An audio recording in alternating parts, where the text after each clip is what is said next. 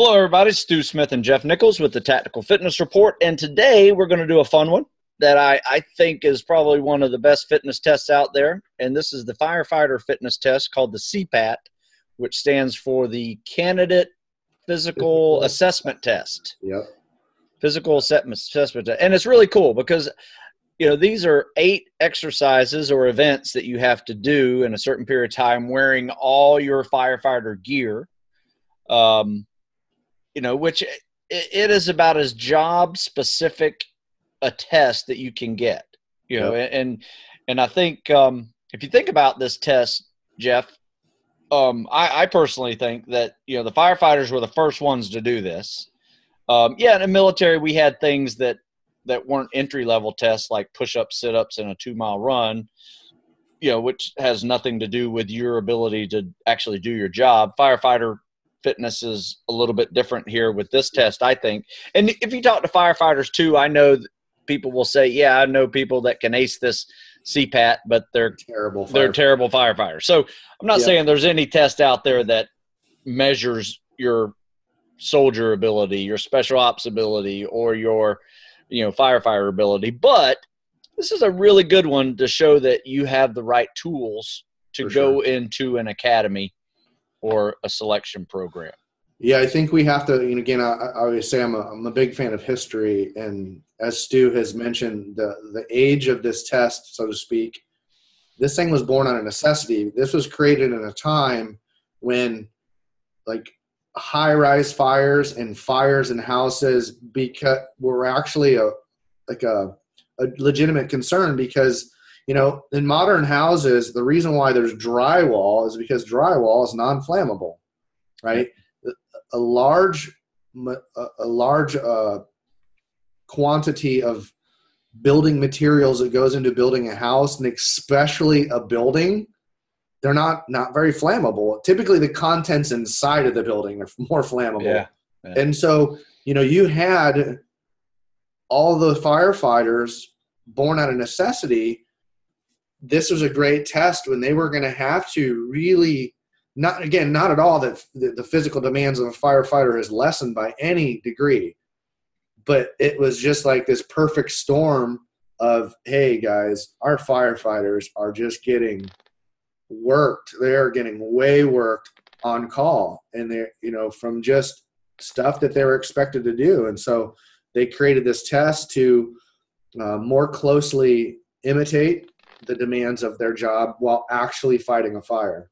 Yeah. And if you think about it too, this is probably one of the first validated fitness tests that actually showed functionality of job performance tasks. Yeah, they were the first. There aren't many out there. And now you see the military and law enforcement, SWAT teams are starting to do these type of functional tests. Like the Ranger have the RAW, Ranger Athlete Warrior program, and the SEAL has the TAPS program. And you name it. Throughout the spectrum of military and law enforcement. Yeah, and some of the units starting to have these.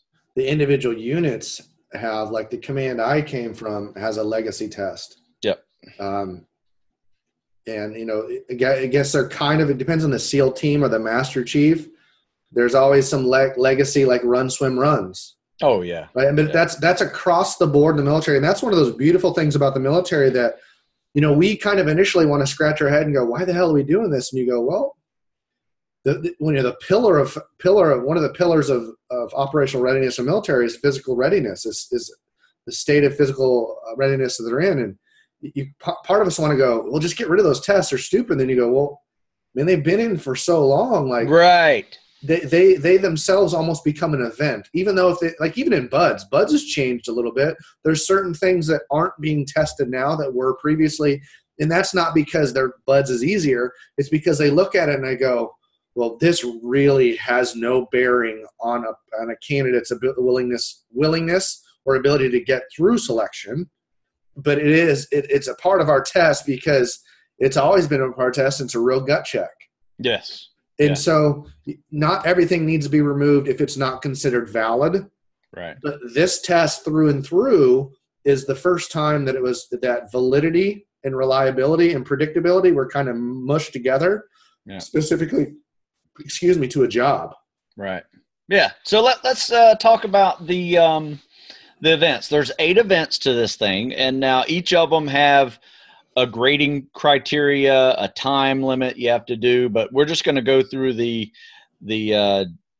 individual event details and maybe discuss an option for you since you don't have firefighter gear and all this equipment that you're going to be used that are going to be used during this test. We can think of ways to help you simulate that. Yeah. And so I was kind of reading through here again. It doesn't stipulate how much the typical turnout gear weighs.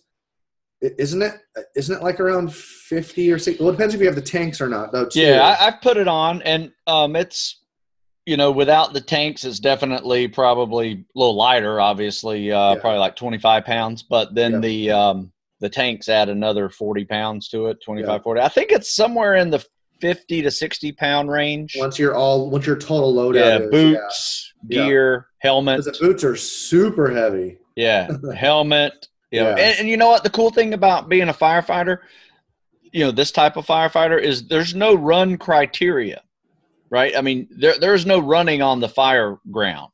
You walk with purpose, but it's not meant for you to run in anyway. So, but running is a great way to get your cardiovascular up. That will help you not have a heart attack, which, by the way, is the number one killer of firefighters. Yep. So there you go. Let's start. The first one is going to be a stair climb, and this is usually tested on a stair stepper machine. Yep. Just because, again, the pace is for 60 steps per minute for 3 minutes. So that's why it's done in a Stairmaster, because you can ascend quite a great height for 3 minutes at 60 steps a minute. Yeah, there are probably not many training facilities that have a high enough ladder well to be able to do that. So on a stair stepper that's being tested. So let's say you don't have a stair stepper, right? And you're going to find that many of these things have some sort of, well, you could do an exercise that would actually help this, but it also help some of the next ones. But, for a stair climber, if you don't have, pick a hill, maybe you could just do flatland ruck work. You could do farmer's carries. You could do a wheelbarrow full of dirt. Because what we're trying to do is really just load up the spine and then change the ground force at your feet a little bit. Okay. Ideally, you'd be able to step. I would say that it's probably not a great thing, but you could probably do step ups, like just keep stepping up on a stair. Yeah. If you had to. But again, most gyms have stair steppers. You may, the other side too is like, you're not going to necessarily, you will on September 11th, you'll find gyms all over the country that firefighters as a memorial WOD have full gear on. They're on a stair stepper to cover the stairs, the height of the stairs of the Twin Towers. Yep. Anyways, so most gyms have Stairmasters. That right there is, but just use a vest or a ruck. Yep. That's perfect. And you can do it, you can mix this in with a run workout, put a vest on and then hit the bleachers on the track, up and down the bleachers for 10 minutes. Yeah. Bleachers in a stadium would be probably the best stepping option, especially if you're in a larger city that has a big collegiate high school or college. Yeah. Probably not going to get access to a pro team. You may or may not get access. Cause I know where I'm from in Iowa, Kinnick Stadium, it's a 77,000. The stadium is open to the public. That's cool. Because people run the stadiums. Yeah. That's fun. It's restricted timelines. It's not open in the middle of the night, but from 8 to 2, it's open unless they're prepping the stadium for some reason. Yeah. So anyway, stair climb's pretty tough. Now, there are some units that will make it even harder, and they will use the 220 minus your age heart rate monitor. What was that, Kervonian formula? Kervonian formula. I can't remember pronouncing it right. But anyway, 220 minus your age, and you have to be within that max heart rate, that theoretical max heart rate to be doing this. Yeah. So it might take a minute to get up there. That's the other side is. Yeah. Now you don't have to get up there. You just have to maintain under it. Because like if your heart rate is like 200, yeah, 200 and you're, that's a problem. Yeah. It's just, but that's the thing is like a lot of times you're going to be like, as soon as you put load on and you start ascending, your heart rate just, it's been there before. Yeah. Yeah. So it shoots up. So you're kind of like, whoa, wait a minute. And then it kind of, it evens out a little bit. So. All right. Next one, hose drag. Yeah. So a lot of options there. And again, all these, the beautiful thing about these, we go stair climb. You're not going, well, why are they doing a stair climb? You go hose drag. It's like, well, why are they doing a hose drag? And anyone that's ever pulled a hose, you're like, well, how hard is that? Yeah. It's really stinking hard, especially if it's been charged. But you don't realize if you've never seen a fire hose or true fire hose, they're really thick and durable and heavy. Yeah. And you're wearing gloves on. You got gloves on too. Equipment. So, what I'm a really big fan of is like I have a fast rope, but I also have like sleds. I like pulling sleds and then step back at tension. Perfect. I'm such a big fan of that. I mean, then you can go, shoot, for number 1 and number 2, deadlifts. Yeah. It really come down to it. That's what we're doing. It's grip, it's pulling motions, even rowing. Like high resistance rowing. Yeah, on a concept. Would be a good one. But pull-ups. Pull-ups are great, for your grip. And you can even dangle a rope over the pull-up bar just to work your grip even more. Yeah. It's a little different angle because the way they have you do it is you're sitting down and you're pulling the rope like this. And your feet are braced. Yeah. Yep. So then the next one is the equipment carry. And then it says carry tools 30 pounds plus for 80 feet. Yeah. So that may not seem like very far, but tools can be very cumbersome. Yeah. Weird handles. Yeah. Might be a weird handle. Might, one thing that we do to practice that is, kettlebell, farmer walks. Cause that's really all this is. This is a farmer walk. And, so aren't these tests though too? I think maybe I'm wrong, but the tests that we're going through, they're one after another. Oh yeah. They're not single events and like, hey, go take a nap. Like you do one, complete you do the next one. And then you go to the next one. It's like 10 seconds. That's what we failed to mention initially. So when we're reading these off, you're like, oh, stair climb, whatever. Yeah. Yeah, but as soon as you come off those stairs, you got to do the hose drag. As soon as you come off the hose drag, you got to do equipment carry. Right, it's all set up, and then equipment carry, getting that farmer's walk.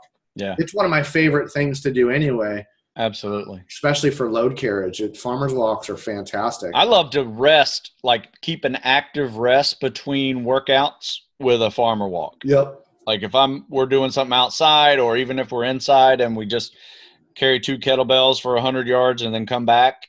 It's a good break in between your previous lifts or whatever you were doing, especially if you're working pull-ups that day or deadlifts and you're really just trying to also work your grip because that's, you just wasted your grip with the hose drag. Yeah. Now you got to do this equipment carry. So grip is very important in this test. For sure. Yeah. Yep. And so that one's pretty easy because, the farmer's walk, dumbbells, kettlebells, buckets of water, sandbags, whatever, or you could just get the actual tools for that matter. It'd be like a quickie saw and a torch. Yep. The stuff we always had to carry, especially when we were working on ships. So, and those are not light. And a lot of times they come on they're like built into a backpack, but then you got to take them off and move them. Yep. So, all of our stuff was typically mounted to an Alice backpack frame. Yeah. So let's see here. And then, the next one, ladder raise and extension. This is a classic. And this one gets most people. Most people fail this one. Lift 24-foot ladder to vertical position. Yeah. And that's the thing, because 24-foot ladder, you don't think about it. That is a really tall ladder. Very tall ladder. There's some very skill, heavy. Especially on that the end of that fulcrum. Right? Yep. Think of this is not a gender comment, so everyone chill out. But you figure like 140-pound woman or man just out of geometry, like a 24-foot ladder for me is difficult.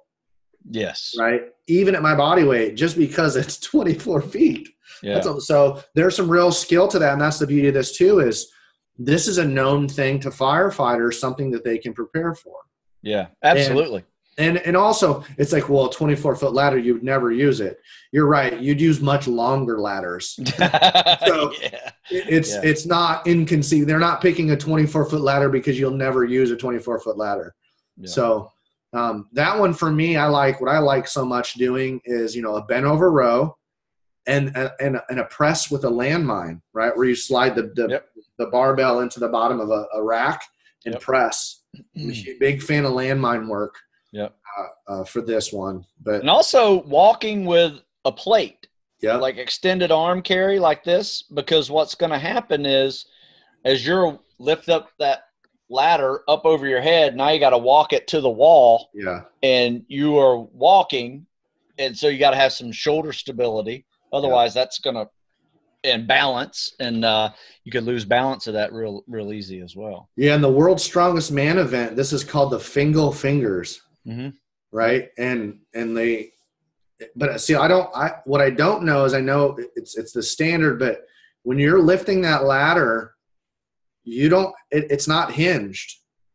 Right. In real life, I think they do hinge it for the test. Yeah.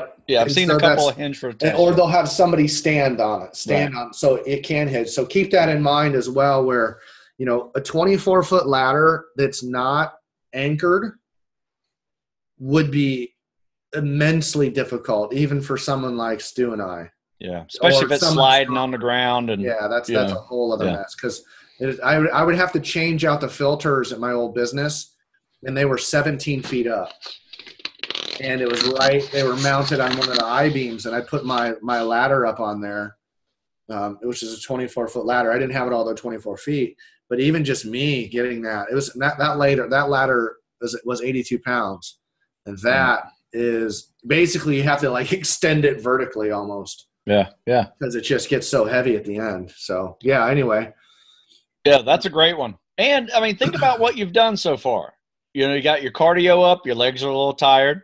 You got your grip with that hose drag and your pulling muscles. Now you're carrying things, your grip a little more. Some of your upper body muscle grip strength starting to fade. Now you just did a lateral raise, and it's a full body exercise.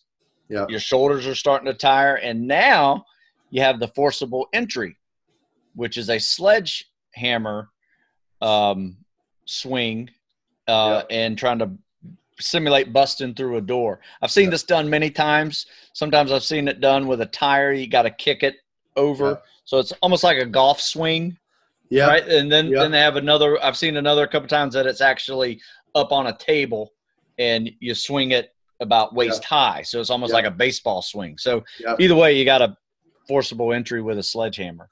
And I've seen these before. Specifically, there is a company that makes equipment that is the CPAT. I don't even know how to explain it, but exactly what you explain it. It's an implement that is heavy weight, and it has its own sledge, and you got to hit the sledge to move this thing. And it's got its own. I mean, it's just this whole. I've seen it once or twice in some of the firefighter posts of people practicing for the CPAT, and there's obstacle courses that is the CPAT, and the equipment stays put. It's what it is. So they've invested into this because it works.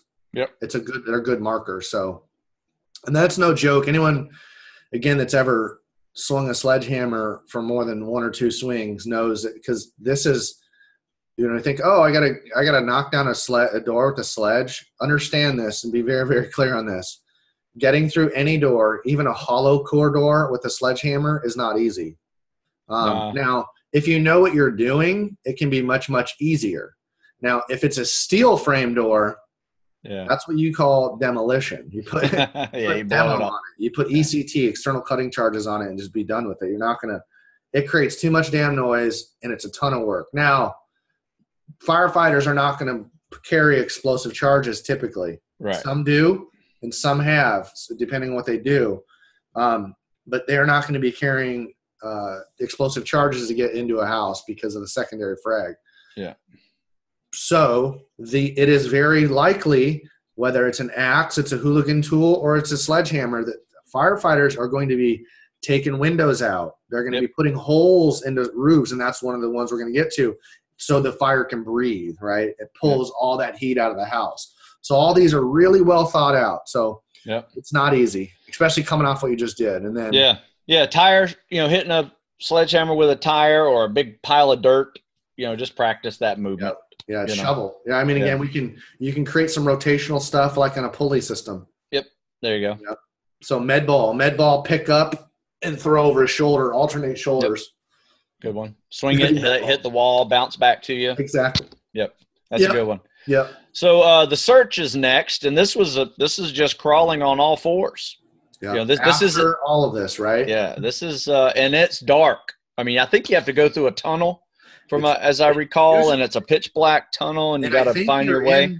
I think you have O2 on. I think this is where you actually put the mask on, and it's completely black, and it's full of smoke, or water. Yeah. Oh yeah. Or both. Yeah. And you gotta. It doesn't say the distance here. You gotta get 50 yards. 50. It's I'm saying it's not like for the faint of heart distance. It's not 20 feet. Yeah. 50 yards is no shit with all of that on. So after all of that. Yeah. So and then here, we're at the final two here. Rescue, which is remove a 165-pound dummy, move it 70 feet. Right. So drag it, carry it, a combination of both, whatever it may be. And that's probably going to be one of those things where, what is the dummy have clothes on? Does the dummy have firefighter equipment on, right? So can you pull them? Can you drag them? Is it easier to carry them? It's all kind of up to the dummy, really. Yeah, yeah. And also remember this. You're going to be lucky if you have a 160-pound person to rescue. Oh, man. Nowadays. Think about that, folks. 165 pounds is probably at the norm or at the median, the average median, or below it.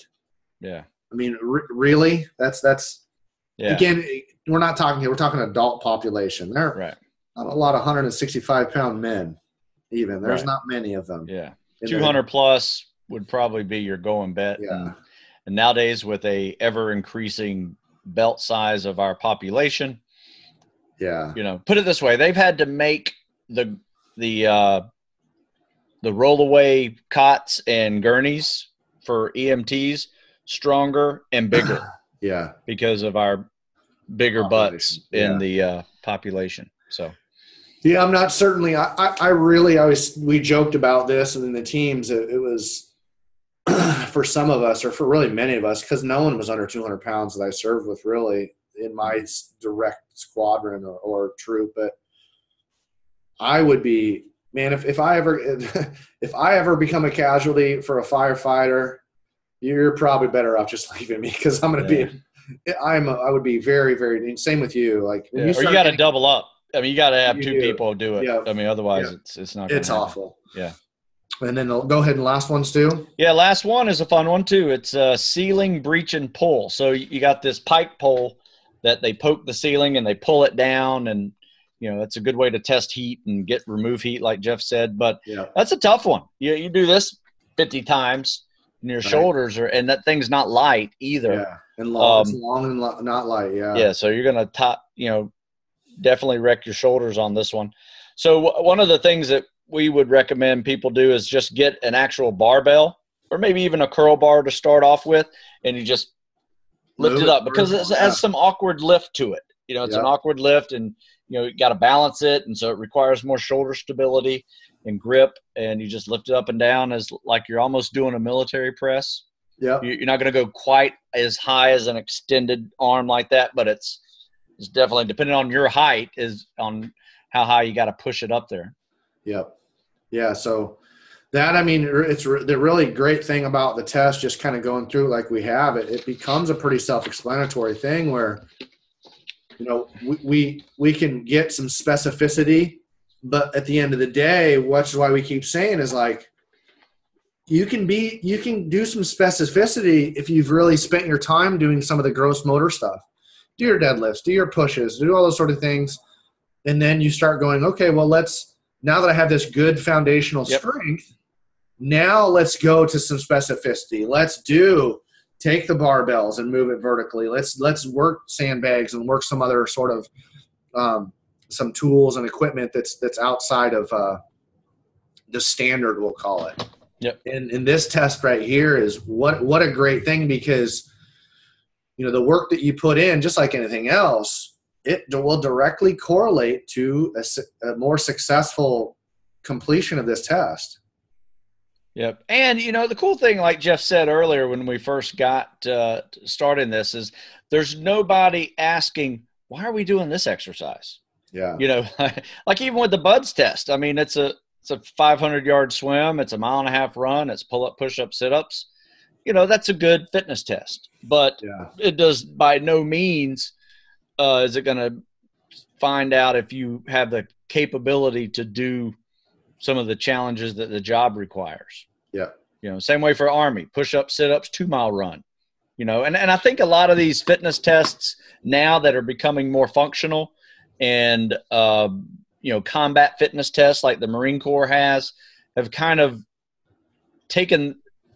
followed the lead of the fire service with this one and started making more. Now, could have been a necessity of war when people come back from a couple of deployments and they said, why am I taking a push-up, sit-up, and a 2-mile run test when I should be bear crawling and throwing grenades and body carrying and, doing all these things, which they have implemented now into a combat fitness test for a couple of the branches, that are on ground fighters. So, this is a real treat for us, because it's such an easy test to have a conversation about and go over. And then really, like Stu said, this is the best. This one's is the best, I think, for what it is. Now, certainly there was some discussion. There always has been discussion about how do we improve this, and go, well, we could make it really specific and intricate. And then you realize we're kind of like,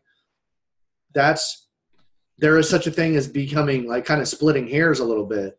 This one, it's reproducible, it's predictable, it's reliable, okay, and you can get a lot of throughput. Like, you can't ask any more in a test. Right. Like, that's really kind of what we're talking about, is like, we could make it super specific about testing wattage and rotational torque and all these sort of things. But then you're like, wait a minute, then you need you needed a huge staff. You need a way to collect your analytics. You need and at the end of the day, you realize it's like, the CPAT did just as good, if not better job. We don't need to reinvent the wheel on this one. So I think, the Army, I was a part of the implementation of the new, I forget what it's called, the new test that's coming through the Army that was finalized in November. Right. And honestly, I haven't heard exactly how it went, but they retested again at the end of November. And from there, because again, we're talking, it's like a sandbag carry, and it's get over a wall, and it's a dummy drag and all these sort of things. And it's really, a lot of that was based off of the CPAT and the success that they've had. So again, sometimes, when it comes to BUDS, and so will doing a test like this improve? If we made one that's BUD specific, would it improve? I don't think that it would, just because the BUDS is the test. That I think, and the reason why, again, it's not to say that the fire department or anything that easy, but the thing is the over those BUDS, if we chop into the pseudo thirds because of the phases are so very different. Yeah. And the demands keep getting more and more difficult. So we probably could come up with a test, but if we, in a perfect world, we'd make tests for each phase, but each phase does have its own tests. Right. So like I said, BUDS is the test. And having a test to prepare you for the test is kind of ridiculous. But I mean, at the same time, the test that they have now is adequate enough to say, if you can master this, you have the physical abilities to make it through training. Now, the rest is up to you and mental, because there are other challenges that cold water and wet and sandy and, all that stuff. And for the CPAT, the thing too is that it's what comes after the test and after the academy where real specificity comes in. Yeah. You know, when you're on the job and you are Learning from assigned to a veterans. ladder or a hose or whatever you're at, and you're like, wow, my job description is really this. And then maybe we can be a little bit more specific. But at the end of the day, though, specificity is only as good as the foundation anyway. Right. It's foundational training. So I don't see there really – we don't need to get too crazy when it comes to specificity. We really don't. Yeah. Yeah, the foundation is there for a reason. It works. Foundation of strength, cardiovascular endurance, and then from there you can add on. Yes. Some of the specifics of your training. So, for sure. Yeah, I enjoy this one. I've done it before. I was able to go to a firefighting academy and spend a few days, and it was eye-opening. Yeah. Eye-opening. I'd never been into a burn house.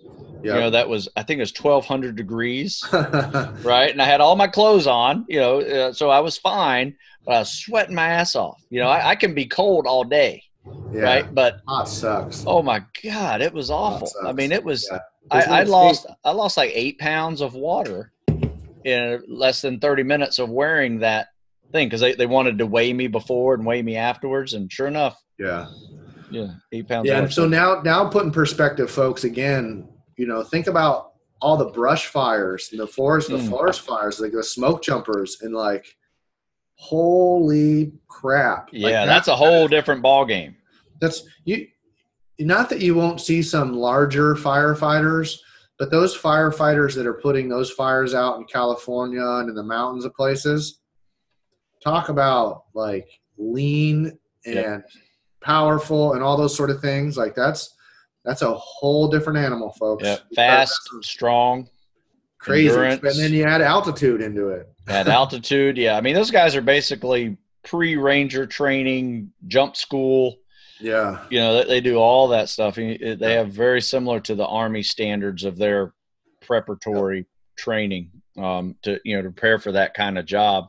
And, you know, when sometimes you've heard stories about guys that have barely gotten out of, you know, these fires that surround them, or that there's one little place where they can go. And the guys that survive are guys that run marathons part-time, you know, that have that kind of endurance to outrun a fire. You know, and then there are people that don't survive it, unfortunately. But sometimes that's just circumstances. But you need to up your game when you're playing this, as considering it as a profession. Yeah, you know, this is no joke, and their firefighters die every year. And you know, I give my hats off to all the firefighters. Anybody who wants to run this way when there's a fire and everybody's trying to leave and you're trying to save property or save people that are still in there, man, that is a job that is rewarding. And I thank you for serving our communities, all you firefighters. For sure. Amen. So yeah, that was a good one. We will pick another topic. Yep. We hope that you guys enjoy. Yeah. And this one, again, this is a good one. I honestly, for me, I would, you know, just in a fun training environment, I would set something like this up and simulate it anyway, just for physical fitness. Kind of like, absolutely, we call it like a monster mash. Just to kick in the butt, man. One thing we do with our big group of guys we train, because we got everybody. We have guys training for SWAT, firefighters. We got FBI agents. We got SEALs and Rangers. We'll just if there's a day when there's a fitness test that someone needs to take, we all take it. Yeah. So everybody's taking the FBI test. Everybody's taking the, you know, our best version of this, you know, simulated.